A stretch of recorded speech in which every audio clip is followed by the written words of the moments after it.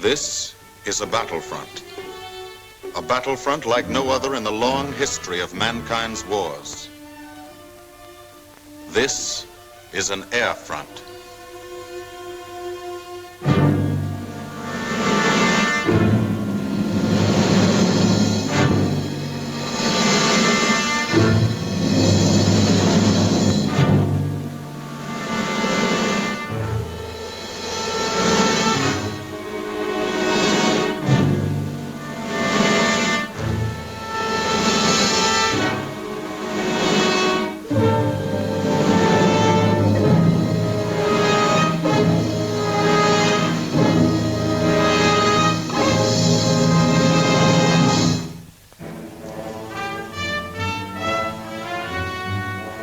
The working day begins, as it will end, with the ground crews, as much a part of the fortress as her wings. If you're a mechanic, you've got your own bomber. You get attached to it. But you know when your ship goes out on a mission, you may never see it again. So you do your work as well as it can be done, perfectly, because you wouldn't want anything to go wrong that would be your fault.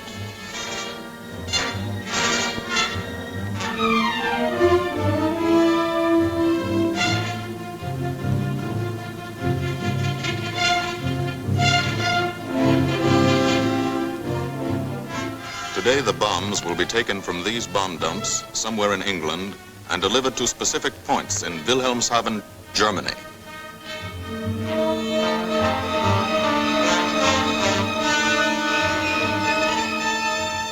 To deliver them is the job of the 8th Bomber Command, just a hauling job, yet one of the most difficult and complicated of military operations.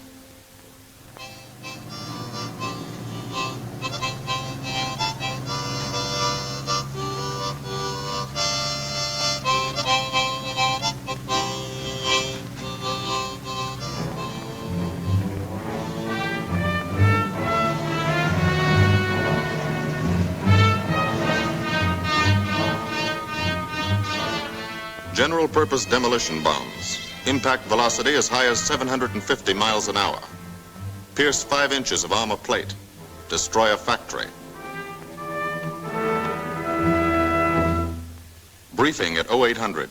Pilots, bombardiers, and navigators take their places. The group commander, Colonel Stanley Ray, steps up to the target map, and for the first time you learn where you're going. Sometimes your face turns white when you find out. Sometimes the feeling you won't come back tightens your insides. Not so long ago, you were sitting like this in a college or high school classroom, not listening too hard, perhaps even a little sleepy. But you listen here. And as you listen, you don't have time to think of yourself. Fear fades. You concentrate on the mission, type of formation, assembly point, 0 hour, route to target, weather, enemy fighters, enemy flak, route back home. If forced down in enemy territory, destroy equipment. If taken prisoner, give no information. Name, rank, and serial number. That's all.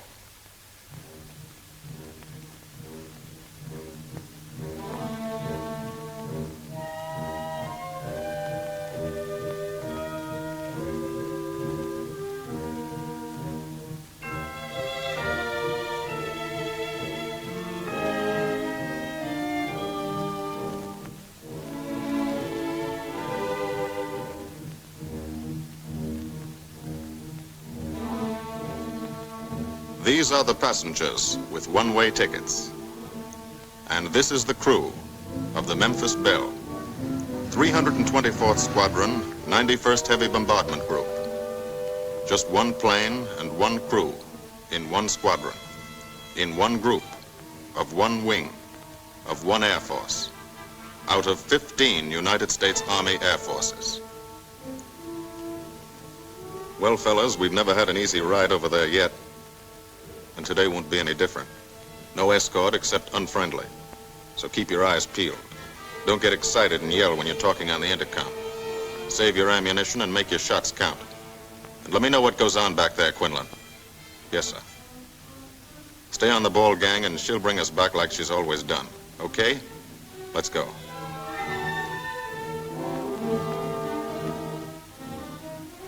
They have completed 24 missions in this, the toughest theater of air war, the big league of sky fighting. Their experience is priceless.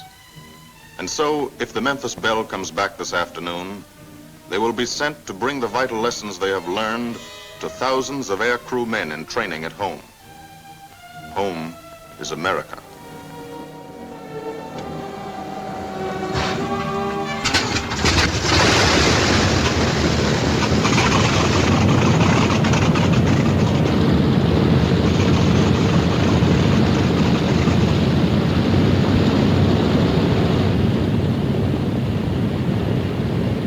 This is a battlefront, like no other in this or any war.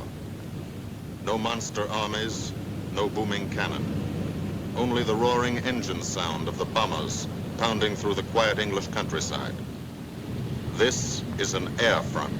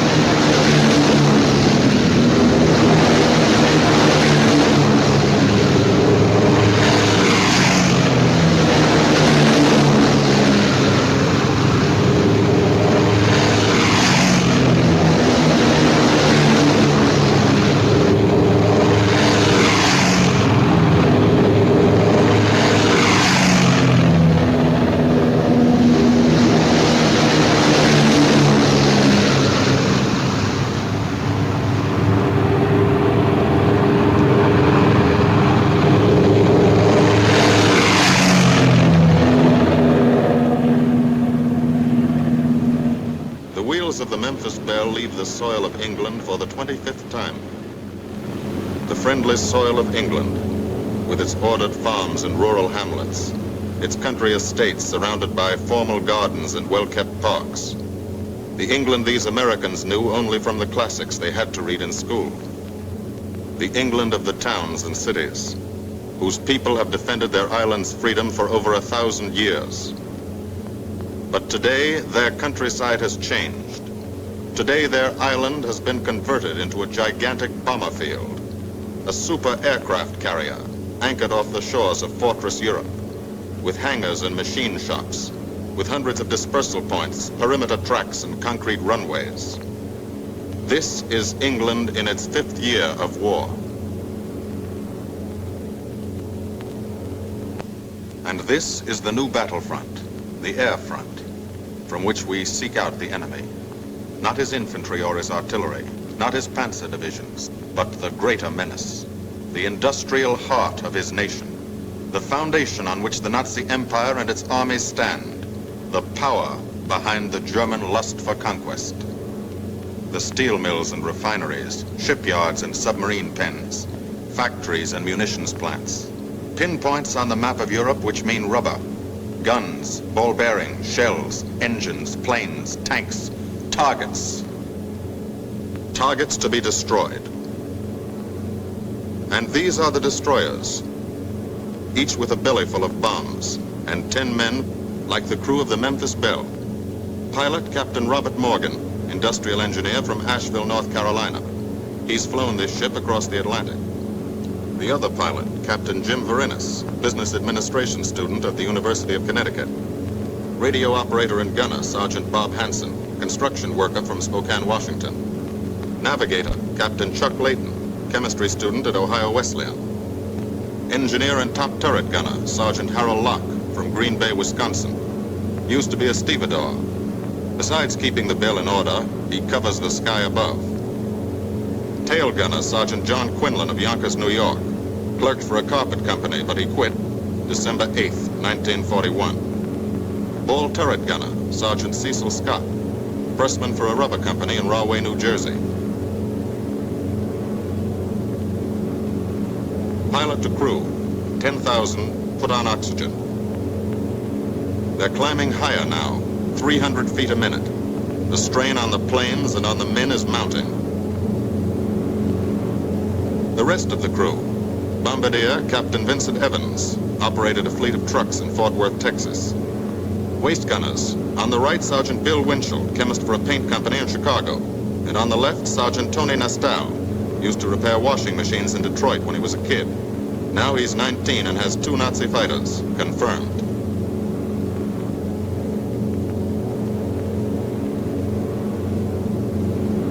It takes all of a pilot's strength to keep a 30-ton fortress in tight formation. But the formation is the bomber's best defense against enemy fighters.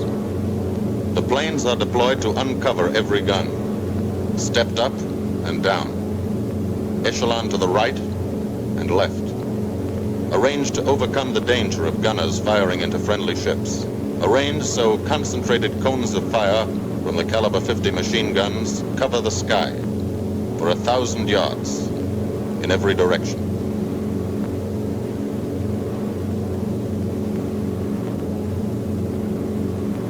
The friendly coast of England slips by below.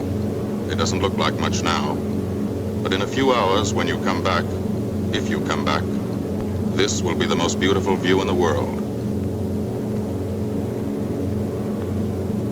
Higher and higher, climbing to reach your best operational altitude, 25,000 feet, 5 miles straight up. So high you can't be seen from the ground with the naked eye. So high that after 1 minute without oxygen, you lose consciousness. After 20 minutes, you're dead.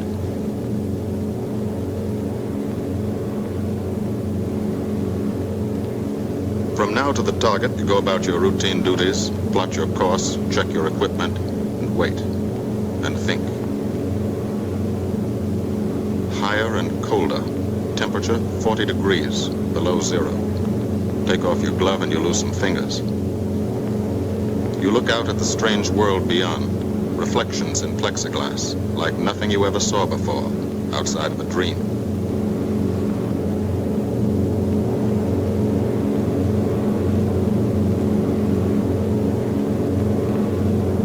Higher and higher into the lifeless stratosphere, until the exhaust of the engines mixing with the cold, thin air condenses and streams the heavens with vapor trails.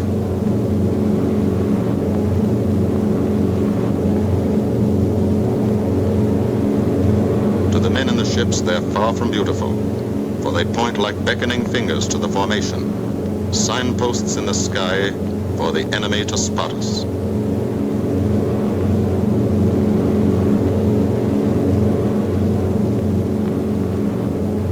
For these bombers to accomplish their mission, a plan is needed. Carefully worked out, timed to the minute. The job is to bomb Wilhelmshaven effectively and economically. The enemy is strong, skillful, determined to stop us. Here are his defenses. Airdromes, well dispersed. Each plane indicates a Staffel or squadron of fighters. Heavy anti-aircraft, highly trained and accurate, all along the coast and defending his vital installations. Radar to warn him of our coming. Here is our plan to divide his defenses and weaken his opposition. At 13:30 hours, shortly after takeoff, 6 groups of planes will be heading toward the enemy coast from 6 directions. The Blue Force, 100 B-24 Liberator 4-engine bombers. The White Force, 300 B-17 Flying Fortresses.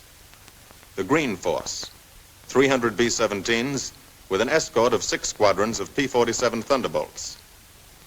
A force of B-26 Marauders, twin-engine medium bombers, with 6 squadrons of RAF Spitfires escorting.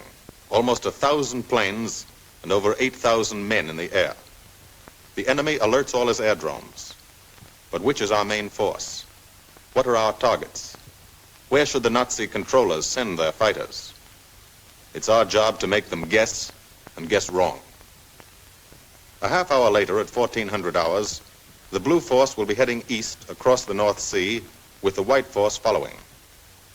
These enemy fighters are tied down, waiting to meet them, and will not be able to attack the Green Force.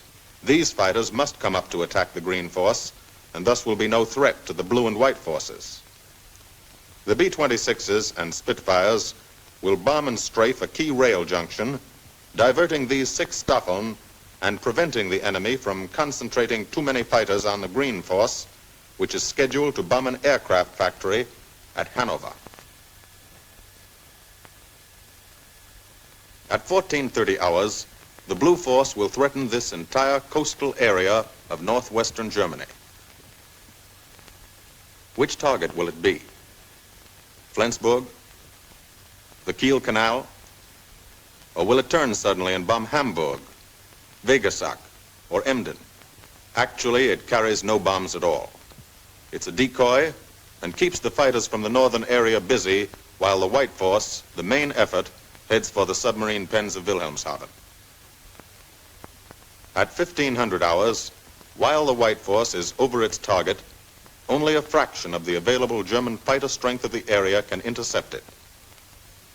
Because of the Blue Force diversion and the simultaneous bombing of Hanover by the Green Force.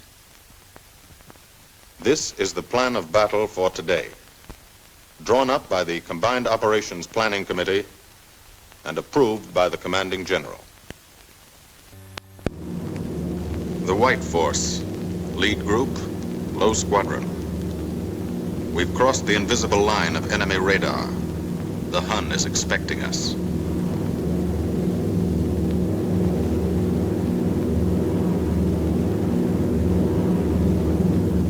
Steel helmets go on. Watchful eyes strain. Tight formations are held tighter still. Tense gunners more alert because here it comes. The enemy coast. From up here, it looks the same as any other. Houses, roads, green fields, factories, waterways. But they are the houses and fields of those who invade and oppress. They are the factories and roads of the people who twice in one generation have flooded the world with suffering. Suffering in such quantity as the history of the human race has never known. Brought torment and anguish into countless American homes. Gold stars and telegrams from the War Department.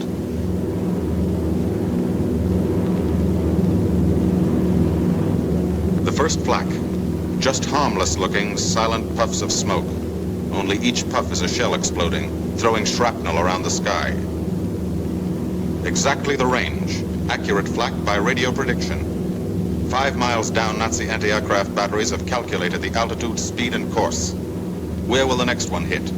You try not to be there.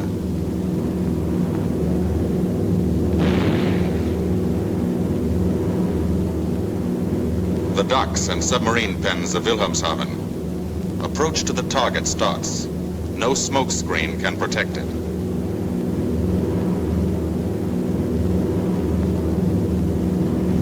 Now the enemy knows the path of your approach and walls that path with a flak barrage, but you fly right through it. Flak so thick you can get out and walk on it.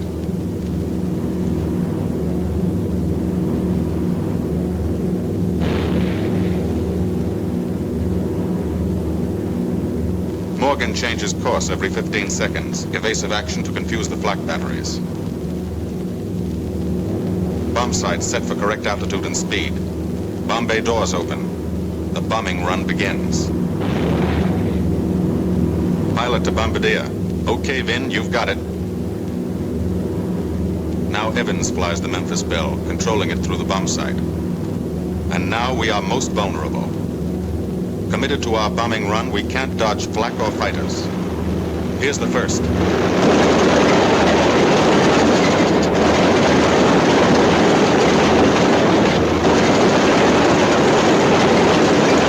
Top turret fires at him.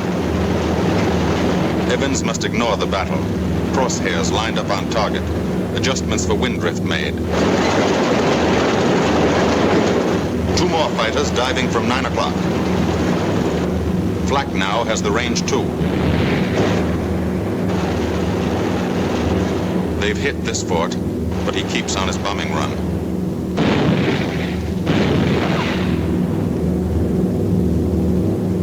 As lead bombardier, Evans's aim must be good.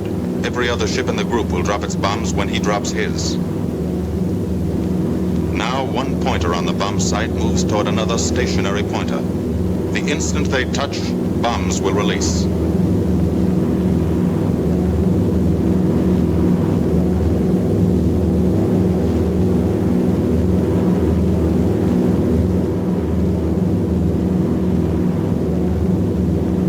They touch. Bombs away.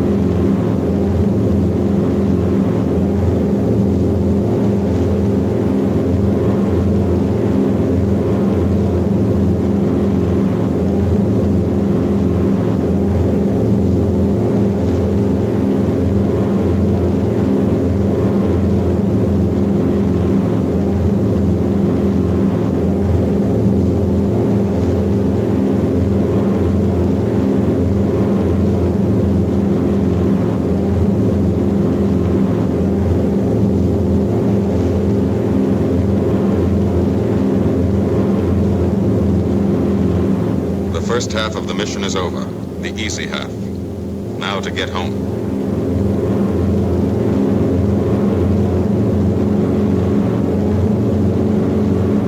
The flak stops. That means fighters out there somewhere. A staffer lurking behind that cloud, or hiding up in the sun where the glare blinds you, and you can't see them, waiting to dive down on you. Fighters at 6 o'clock. This is what a gunner sees. A speck in the sky. That's a fighter. And then a blink. That means he's firing at you. 2,300 rounds a minute.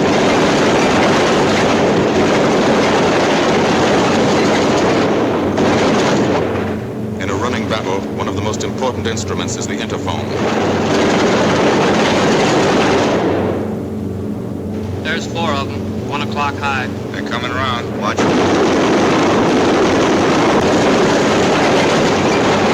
2 fighters, 6 o'clock up, coming in. Diving out, Chief. B-17 in trouble out at 2 o'clock, watching.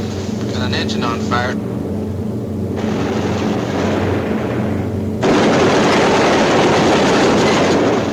There's 2 more diving through the 94th. 3 planes, 9 o'clock, coming around. Keep your eye on them, boy. Coming around to 10. Watch them, Chuck. Keep your eyes open. Yeah. They're breaking at 11, breaking at 11. I got them. I Got those 2 at 2 o'clock. Watch them, Scotty. I got my sights on them. Check that B-17, Chuck, 3 o'clock. Loader smoking. Fighters 10:30, coming around. Those 10:30 upper or lower?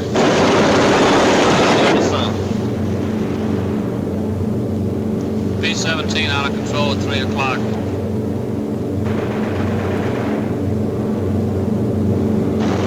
Come on, you guys, get out of that plane. Bail out. There's one. He come out of the bomb bay. Yeah, I see him. There's a tail gunner coming out. Watch out for fighters. Keep your eye on them, Bill. See any parachutes, Quinlan? 2 parachutes open. Flag at 9 o'clock. 8 men still in that B-17. Come on, Get out of there. There's 3 more chutes. Flak, 11 o'clock. Fighters, 6 o'clock. ME-109 at 3 o'clock. Keep after him, Winchell. I see him. I'm on him. Come on, use me.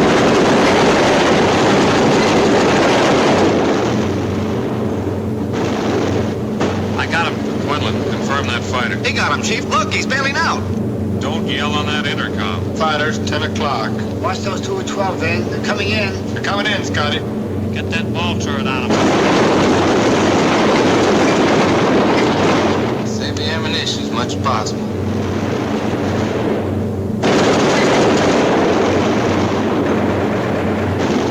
Watch that fighter coming in at 3 o'clock. He's coming in a half roll. Pull her up, Chief. Pull her up. Hurry.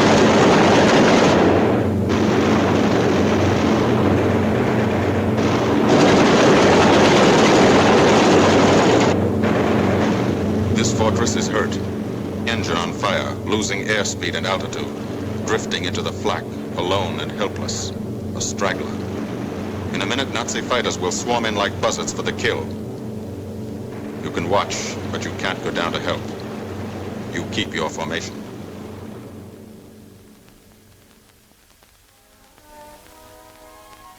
Here, too, the mission is being flown. None the less real for being in the minds and hearts of these men behind. Ask anybody who's been to a field in England, or anywhere else our bombers are based, and he'll tell you that there's drama here, too. Waiting to see who's coming back. To watch them, you might not realize how tense these ground crews are. But they are tense, and plenty worried. In Air Force talk, this waiting is known as sweating out the mission. These men know the flight plan. Their watches told them when the bombers were running into enemy flak, when they were over the target, when they left the enemy coast. And now their watches tell them the bombers should be nearing the field. Every ear strains for the first sound of the engines. And then somebody hears them. And somebody sees the first faint specks in the distant sky.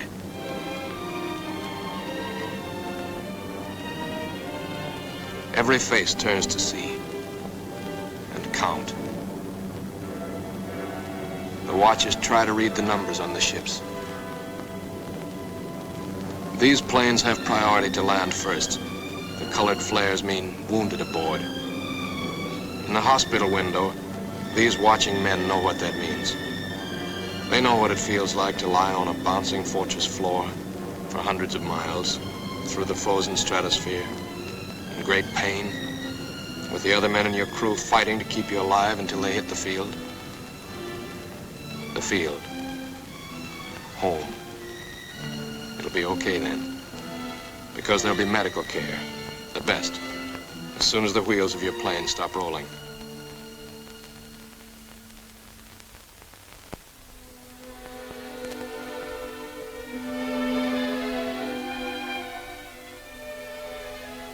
Head wound. Concussion. 20mm cannon shell exploded in his radio compartment. Shock. Internal injuries. He'll be all right, though. Flak burst scattered flying shrapnel. He's full of steel splinters. This pilot's leg is not a pretty sight. Neither are the docks at Wilhelmshaven.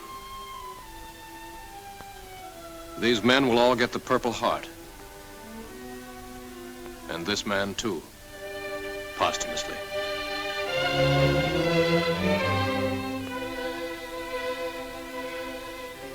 A transfusion right in the plane. This gunner's too weak to be moved.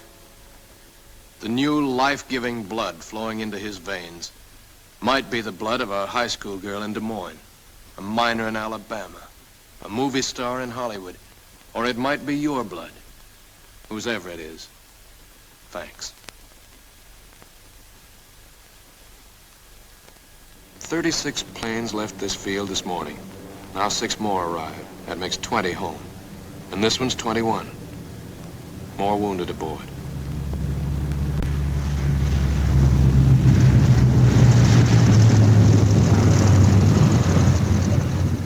"22, coming in with his left inboard engine dead.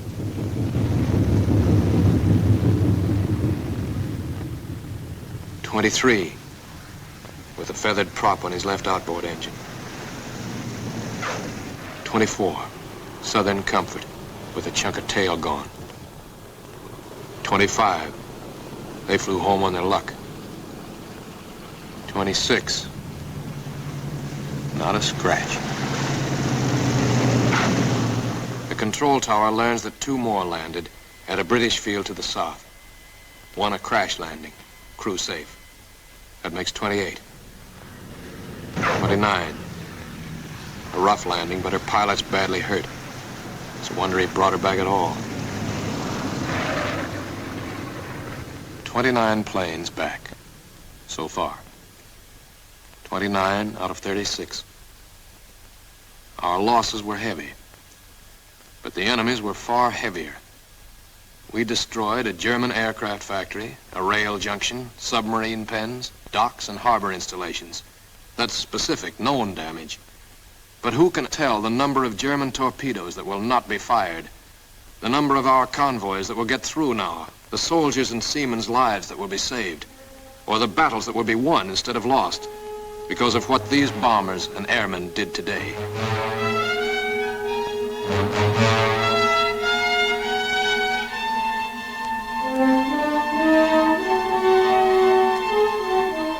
Pilot and tail gunner. They can laugh now. Fire on the inboard engine did this. Flames streaked back and burned the stabilizer, too. Another crew luck brought back.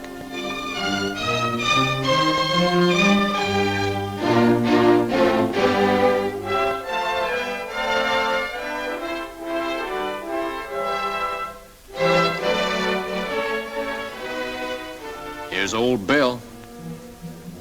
A pretty good airplane when it took off. Lost its nose, lost its navigator, bombardier wounded, top turret gunner and pilot hit. Hydraulic system shot out, no brakes, no flaps. But old Belle came back.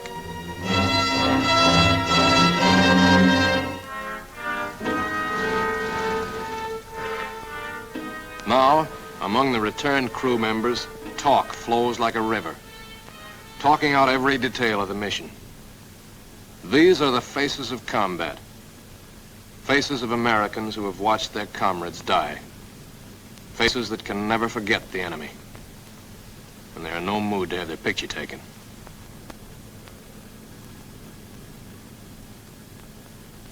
In the control tower, Colonel Ray, the group CO, is still watching and waiting. And then he spots the last flight. 3 more planes. And one of them is the ship everyone has been pulling for. The Memphis Belle. The last few miles of this trip have been a joyride. The strain is over. They can leave their guns now. Now they know they're going to go home. To Spokane, Green Bay, Asheville, Detroit, Chicago, Fort Worth, and Yonkers.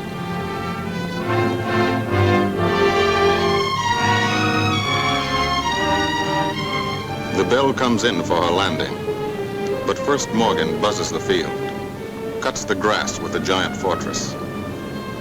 It's against the rules, but this is a special occasion.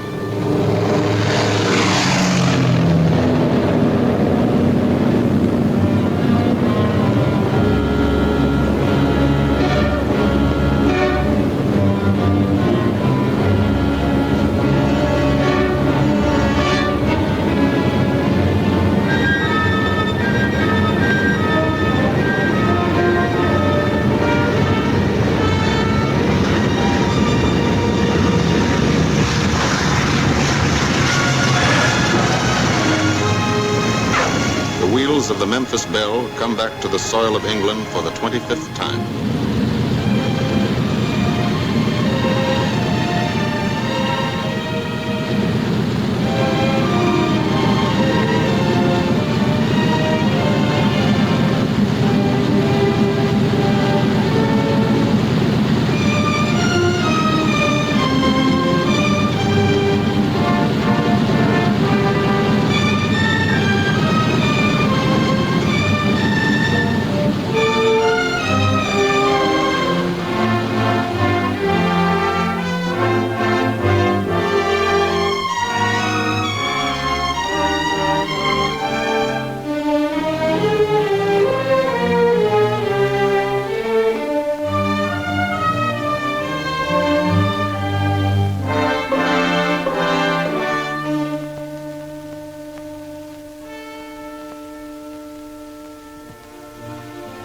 This is a day they will never forget.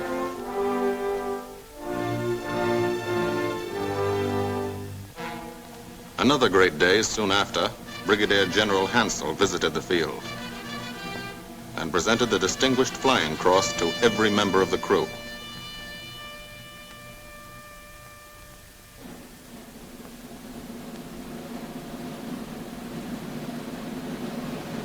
And then there was another day.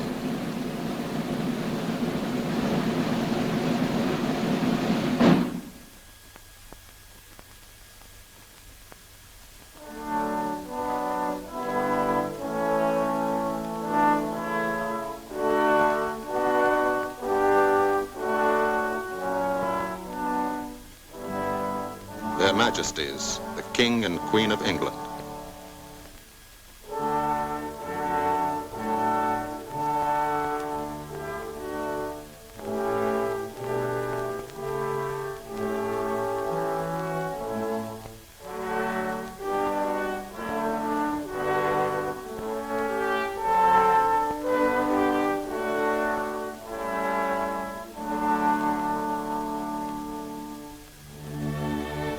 Johnny Quinlan never thought anything like this would happen to him when he left Yonkers.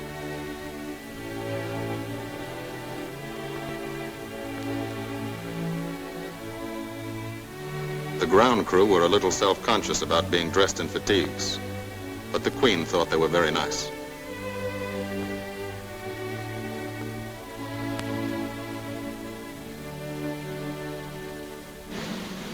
Finally, two more visitors came. General Acre, commanding the 8th Air Force, and General Devers, U.S. commander of the European Theater.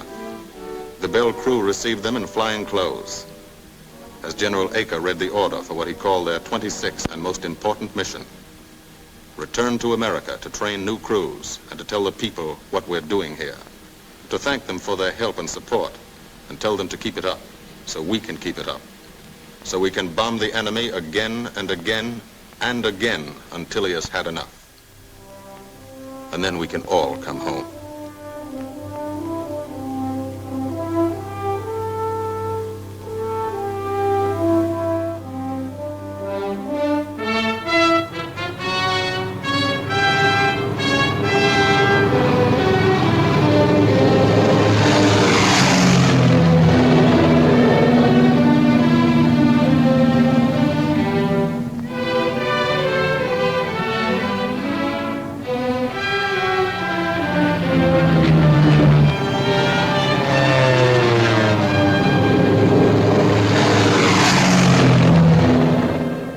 The 8th Air Force, who are now flying deep into Germany, bringing destruction to targets almost 1,000 miles from their bases.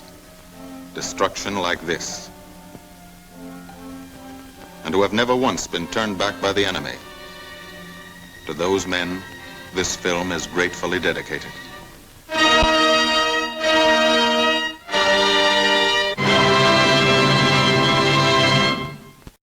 This has been a presentation of the Library of Congress.